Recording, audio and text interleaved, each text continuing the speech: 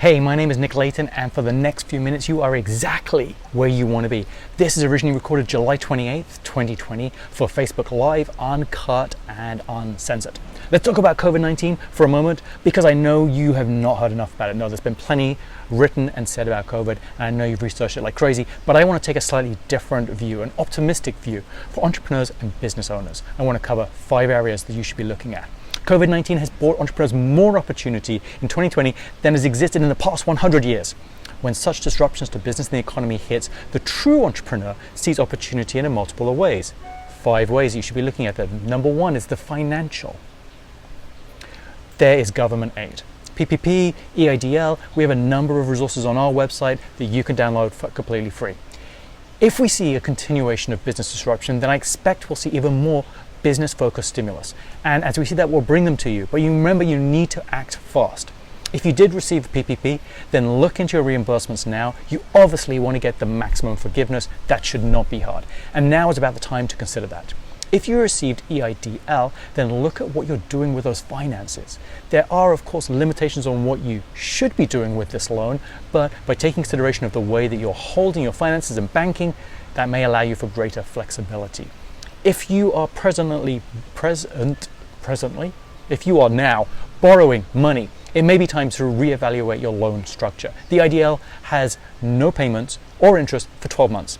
And even if you didn't get the EIDL, the cost of borrowing is lower now than it has been for such a long time, so it may still be worth looking at restructuring your debt.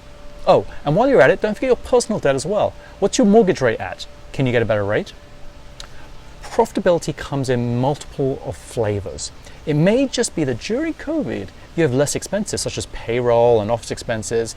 And even if your sales have been reduced, your profit may still increase month on month. I've certainly seen that with a number of people that I'm working with. Number 2, new products or services. New challenges, new opportunities. And that spells an opportunity to slightly update or to perhaps completely overhaul a new product or service from your business. Of course, there are COVID-related new products categories. Who would think that face masks would be so prevalent, or that secondhand hand sanitizer would go for such a high price? I haven't seen the list of the top products killing it during COVID, but my guess is that the home fitness equipment, alcohol, and there are many other categories doing really well. Now, here's my word of warning. I have seen with business owners that I work with right now, it's easy to get carried away. So if you have a core business, then don't stray too far away from what you know and what you know is success for you. Opportunity does not just appear as a whole new product or service. It could be the way you deliver your product or service or the pricing structure behind it. Third thing I want to highlight for you is the team, your team. Are you taking advantage of so many people that don't have jobs right now? There have been massive incentives for those unemployed. As of right now, those end in a few days, which means there's going to be even more people looking for work. We've been plagued with low unemployment rates for so long that some business owners that I work with have frankly given up recruiting. They prefer to take less work, seriously.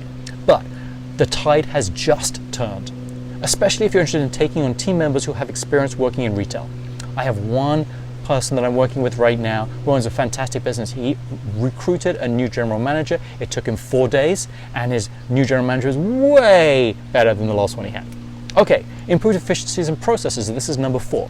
Either because you need to or you have time to. The internal processes are what makes us efficient. They will give us our profitability. Some of these processes needed to be updated as we move to remote workers, or our customers' demands changed during COVID. Or it could be that there is more hours in the day. Maybe we're in the car less, Zoom has given us more time. Think strategically and invest that time into processes so you can increase your profitability. And number 5, life balance. Yes, we seem to be working harder and it can get exhausting. All that pivoting, staying ahead of the virus, and then of course, if you have team members, giving them the support that they need. But we also have less working time, less in-person networking. So spend time with family and friends, whether you can do that in person, social distancing, or remotely. But the biggest opportunity is to invest right now in yourself, to reevaluate what's important so you can build on that strategically to achieve it. The world has changed, business has changed, you have changed. Take a moment in the next 24 hours to reflect on that and write down your new or updated champagne moment. If you were going to achieve one thing that's amazing in the next 12 to 24 months, what would it be? It would make your time meaningful and it'd be personally significant to you. And it's the power of your business that will allow you to achieve this. Better still, share it right here on this post. Let the world know about it. If you found just one nugget of advice or inspiration from this quick video, please like or share this with other people, especially if you can hear me over the trash track that's going outside of my backyard. Join me next Tuesday when we'll take another look into entrepreneurship and business ownership in today's economy. My name is Nick Layton, and I wish you passion, profit, and happiness.